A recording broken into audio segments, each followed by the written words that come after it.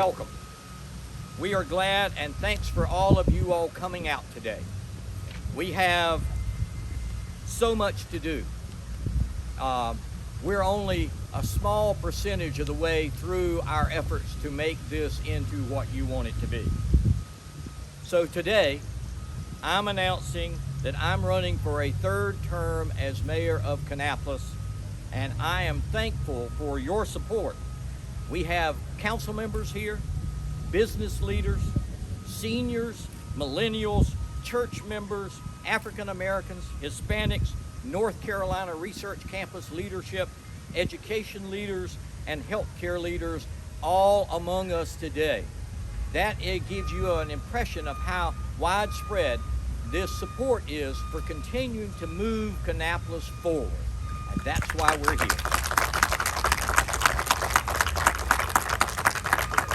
One of the terms that I love is reimagine. As many of my friends here have already spoken, this didn't happen by accident. It happened because we have imagined what it could be. We have sought your input along the way. When we built this or bought downtown, we had 7 meetings, public hearings all over the city saying, should we do this or not? You resoundingly said, yes, we want you to do that. Even if it's going to cost us a little bit more money, we still want you to do that because we remember what it was like to live in downtown Kannapolis and to have it a vibrant community. We want it back. Well, I'm here to tell you that it's already back, but we haven't finished yet. I'll also say, as we reimagine this, our council is a good team, and we work great together. We have worked hard and accomplished many things as you look around, but we have taken bold actions. I get calls from other places and hear them ask, how did you all do it in Kannapolis? And I start laying out the reasons that we do it in Kannapolis or that we have done it in Kannapolis, and people say back, oh, that would never work in my town. It won't work if that's the response that you have, that it will not work in your town. You're already defeated if you take that approach. So the approach has to be that we have to move forward. Now, my role of mayor is in some ways complex. It's also fairly simple. I'm required to be an ambassador for this community. I'm required to be its chief cheerleader to move things forward. I also am asked to be a strong business leader who makes decisions based on the facts that are presented to us. We have people around who might say, I really hate that we did this or that, but it was for good business purposes that we did that. And look at the investment. That investment behind you, those apartments, $62 million of somebody else's money that was invested in downtown. How much did we put in? We put $14 million for the parking deck. They put the rest of it in. I think that's a great return on our investment.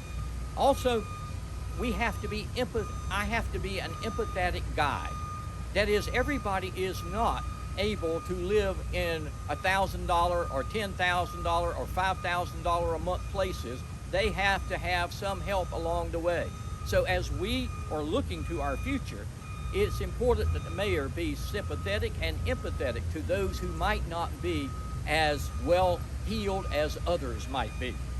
Also, this job requires a regional collaborator, and you'll hear about that in a minute. If you act as a silo, you're going to lose, I promise you. If you act as a collaborator, working together with all groups in our community and outside of our community, you have a greater chance that you're going to win. And so this mayor has been a regional collaborator, and you're going to hear about that. We also have to be visionary. We have to be visionary for the future because we have to look forward, not backwards. If every decision we make is, let me look back for a while and then I'll decide if I want to inch forward, that's a losing proposition. The proposition is move forward, continue to move forward, because that's what caused all of this to happen. And we're not done yet. I would tell you that during the last planning retreat, that council discussed 57 projects. everything from fire stations to greenways to parks to economic development, you name it, it was a part of those 57 projects that we were discussing. We reviewed them, analyzed them, and made a prioritized the list as we went forward. In addition to those 57, we had 27 studies that we reviewed. And a study is something that's not quite ready to be shovel ready to start, but is something that needs to be visioned into how we can make it work. There was 27 of those. In addition to that, there were 10 more small initiatives. Add them, 57 plus 27 plus 10, I believe that's 64, 74 more projects that we're working with. That tells you how much more we have to do. Kannapolis is located 25 miles from downtown Charlotte. For the next decade or two, Charlotte is supposed to be one of the fastest growing metropolitan statistical area, an MSA if you want to call it that. It is expected to be that for another decade or two. As a result, Kannapolis is in that MSA. We can expect to grow like that too. Growing like that means that we have to take on regional responsibilities, and we have to figure out how we can work it as a region. For example, Mayor Dush from Concord and I share the responsibilities along with Mr. Jackson on the busing on the CK Rider Commission, figuring out how transportation is best for some who cannot afford a car or whatever. I'm also on the Metro Mayors Coalition. The Metro Mayors Coalition is a group of the 30 largest towns and cities in North Carolina that work together to find a solution to help the governor and elected officials in Raleigh forge a path as to what's best for us, best for everyone in the state of North Carolina. Also, we have a smaller group. That smaller group is 9 counties that includes Mecklenburg County. And that group is called the Central Carolina Council of Governments. We work there to figure out how we're going to work together to impact what happens in Raleigh, to make decisions about what happens in Raleigh. And I was invited to participate in another work group called Connect, Beyond Funding and Partnership. Sorry. I want you to have an idea how important that little work group is. Funding and partnerships. We're working to bring light rail to Kannapolis and to Concord and to all the other communities. A corridor has already been identified to do that. I want you to put on your Imagine hat as we are reimagining what Kannapolis needs to be in the future. What would be the impact if you could go to this train station, step foot onto a light rail, and get off in Charlotte, Gastonia, or Monroe in a short period of time? What kind of impact would that mean to Kannapolis in terms of bringing people here who might not want to live in downtown Charlotte or live in the hustle and bustle of Charlotte, but want to be able to stop here and step on and move to a location that would give them a chance to go to a doctor's appointment or to a business meeting or to just have a good time at the football game or whatever. All of that is important for us, and we're working hard to see that work. At my last campaign, I said that jobs were important and that we needed them. I want you to know that during my tenure as mayor, we have added thousands of jobs. We have one company that is over 1,000 by itself, and that's the Amazon facility. But I can easily count up more than 3,000 new jobs that's been added as we have been here working hard. This council and I have worked hard to make all of that happen. Think about what that impact is in terms of bringing investment to our community. When they invest in the community, they build those places, we collect property taxes on those, and those property taxes are used to build fire stations, parks, and other things that need to be done. It gives us the freedom to do that. So it's been hard work, but we are still moving forward. I want to give you another idea. If I told you that the newest annexed portion of Kannapolis is out around the interchange at Interstate 85 and Beatties Ford Road, and that we are anticipating and are working hard to bring $300 million worth of new investment in Kannapolis. Think about the taxes that will be collected on that. They're expecting 1,000 jobs or more out there at just that one location. And as a result, it will revitalize southern Rowan County. As I said, we're collaborators. We want it better for everybody as we go along. Roger, it didn't work very well, did it? We threw them on the floor. But I want to share with you one other indication of how impactful collaboration is. In 2019, the North Carolina Board of Community Colleges gave a Distinguished Partner in Excellence Award to Rowan Cabarrus Community College, where Dr. Spalding heads, to the City of Kannapolis, and to Castle and Cook, North Carolina, where Mark Spitzer heads. And they did that because they said this was a unique supporting collaboration for the campus, for the community workplace, and for economic development. That didn't happen by accident. It happened because Carol and I frequently are on the phone together, meeting together, figuring out how we can work together to get to the end that we're all looking for. It happened because Mark and I may talk every week, 2 or 3 times, sometime in a week, to collaborate how things are going to get done. It didn't happen by accident. As we reimagine downtown and it has begun to come alive again, from the time Lynn Seyfried, Mike Legg, and I traveled to California to negotiate with Mr. Murdoch to buy this downtown, to the additional meetings at Pity Sakes that we had with him, the council and we agreed this was a good purchase for all of us. Council debated exactly what it was supposed to be. Some of my friends down in Raleigh said, Mayor, you're sort of like the dog that chases the bus. Now that you've caught it, what you gonna do with it? And so I said to you, I'll say to you the same thing I said to them. You haven't seen anything yet. We're going to get a professional organization who's going to help us plan this. We're not going to just willy-nilly throw the doors open, have somebody come down here who's willing to pay a cheap lease rate and start over.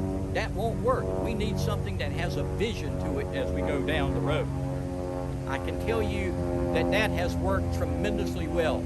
We hired a company called DFI, and the council had worked hard with DFI to put a plan together. We presented that plan to you all, and you all continue to endorse that plan. It is continuing to happen. I will also say I am proud of what we were able to do as we envision new stuff coming into our community, with also preserving some of the old stuff that was here. Cannon Mills was a foundation for all of us in one way or the other. I'm here because Cannon Mills brought me here. I moved into this community in 1975 because of my work with Cannon Mills. I can tell you that when we decided to sell Block 1, 2, and half of Block 3, we said on that step, every one of you who buy this must maintain the historic exterior of those buildings. You cannot get rid of that. You can go in and do something inside, but you can't do anything because we wanted to perpetuate and preserve the history that we had in our community. As a result of that, I tell you, I am very proud to have been here to be a part of Cannon Mills. My daughter Darla, who's here, her brother Derry, grew up in this town. They went to A.L. Brown High School. They still call Kannapolis home because that's where they grew up. I still call Kannapolis home. It is my home. And as a result of that, I think that it's important for the leader of the community, for council, to respect the history and the legacy that we have in this community. Also, I will say something that some of the others have said to you already. We are a city of 51,000 people. We've grown dramatically over the last 5 years. We're going to continue to grow at that rate, 1,200 to 1,500 people per year. Let me give you an idea how rapidly we're growing.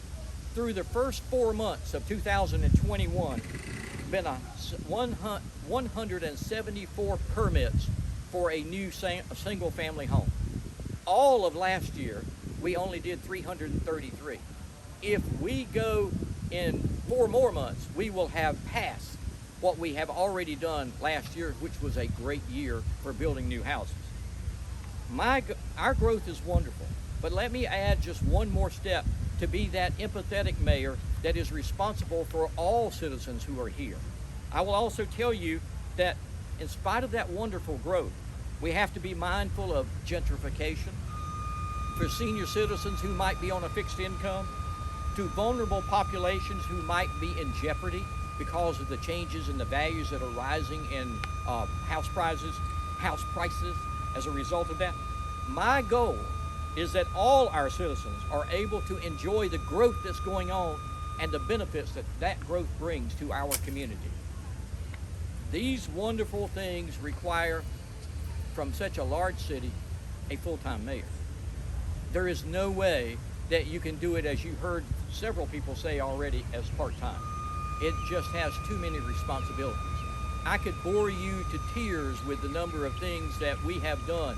For example, when this was being built, as Van said, he and I were on a committee that was with staff, with engineers, with architects, figuring out what needed to be here and how it could be done. Those were hours upon hours of meetings every week that we were doing it, or every other week that we were doing it. There's no way that you can participate in that kind of attention without being almost full-time, if not a full-time mayor. So let me say, and let me try to finish up here. We have a wonderful staff. You heard someone else say that before. I can tell you that we have senior leadership in our community that each and every one of them, Mike Legg and lots of his senior staff, they could work anywhere in North Carolina they want to. Thank goodness they work in Kannapolis. They are here for us because they are serving you, because that's what they choose to do. They are here to make this vision come alive. We don't need, our council needs to set the vision. As some of us have said, our job is not to micromanage very talented people. Our job is to give them the direction to go for and to pat them on the back and give them the tools they need to get and accomplish all of those things. So I'm saying to you that we, this council, these folks who are standing up here, support our staff and are working hard. I'll ask one final question, and I ask you to think about this for today and for tomorrow. With all these successes that you have seen, with all these opportunities that we're presented with, why would anyone suggest a change in leadership? Just give me one reason why there should be a change in leadership. If you think about this, as Tom said, we need to go forward. We need to move forward and continue to go forward. So I would say to you, I ask God's blessing, continued blessing on Kannapolis and on this region. I ask you for your support as mayor for a third term in Kannapolis. My brother Steve, who has been putting together our website, will have this video posted. We ask you to share it on Facebook and to share it with your friends to get the word out so that everybody understands our vision as to what we need as we move forward. And so I say thank you for coming out tonight. We have lots to do, and I want to be involved with leading this community for the next 4 years. Thank you very much.